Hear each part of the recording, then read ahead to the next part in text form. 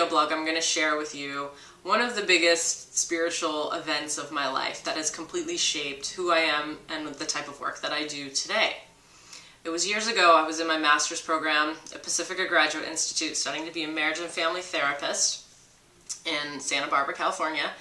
And we have these really long classes, and so I started to get a migraine. We were sitting in class all day, and I went to go sit on the grass with a friend of mine who's a body worker and masseuse, and he could tell I was getting a migraine. So he's like, "Do you want me to rub your neck?" And I was like, "That'd be great." And then as he started to rub my neck, I started to go into a trance. And I had been meditating a bunch at that time in my meditation school, so I had had light trances before, but this one felt really different. My head actually started kind of moving like this, and I started seeing flashing lights, which is kind of like that REM situation where your eyelids are doing this thing. And he was like, "Wow, you're going into trance, so I'm gonna bring you back in a safe room." And I completely trusted him. He brought me in this back room, and he held space for me as I went into this huge meditative, mystical, trance-like experience. I ended up, a lot of things happened, but at one point in the trance, I ended up flying out of my physical body as consciousness and hovering above my body. And I could literally look down and see my face, the creases of my face, my clothing, and it was a total trip because I was shocked that I was existing outside of my physical body. And then I had this realization, I am going to go on and survive after my physical body doesn't, because here I am outside of the body. And that freaked me out a little bit. And then I could feel this loving presence behind me, slowly pulling me back up.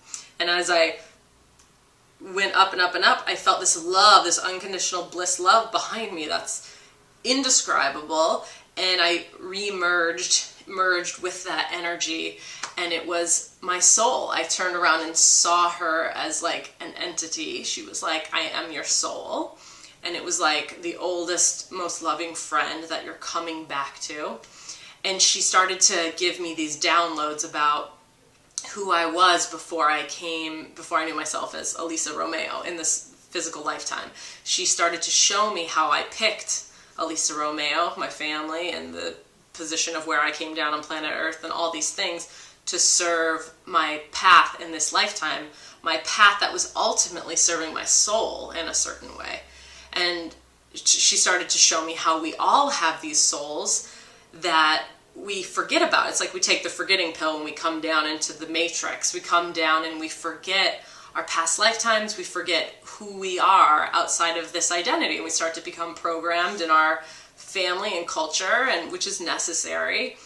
But the shocking thing to me was that there's a part of me that's existing all the time outside of this ego reality that's lovingly watching over my entire life and orchestrating every event in it, and your life too. So after I came back, I could then see people's souls above their body, and actually was having direct telepathic communication with their soul. It was like something burst between my ego and my soul where I could feel the soul world. And so it's part of my mission that I was shown that day is to help remind people of why they came to planet Earth. It's fantastic and beautiful and crazy and literally mind-blowing, the reality that you are an energy outside of your identity of yourself that had to work so hard, that had to direct your energy to incarnate, which means to come down basically from energy form, and then went down into the little egg of your mother to then create and be the energy behind this beautiful physical being that you are today. So the call to action today is to really start to become aware of that energy. Start to get curious about who are you outside of your idea of who you are. And one of the best ways to do that is to start to learn to be still and be quiet and to feel into your heart and to feel who are you between your thoughts. Who are you as an energy? And that might sound, I don't know if that sounds simple or hard, but it's kind of both. Adyashanti has this beautiful phrase of something like, becoming enlightened is just like stopping your bullshit, being able to stop bullshitting yourself. But that's a hard thing to do in this society because there's a lot of bullshit. So the call is to give yourself some time, 5 minutes a day, to go in and just sit with that question, who am I outside of these thoughts? Who is the energy that pre-created me, who was here before this lifetime? And once you start doing that, your whole life becomes ridiculously amazing and beautiful because you're connecting to the reasons that you came here in the first place. So it doesn't mean you'll never have pain again. It doesn't mean you'll never have like suffering in any way, but it does mean you'll understand the meaning to all of it.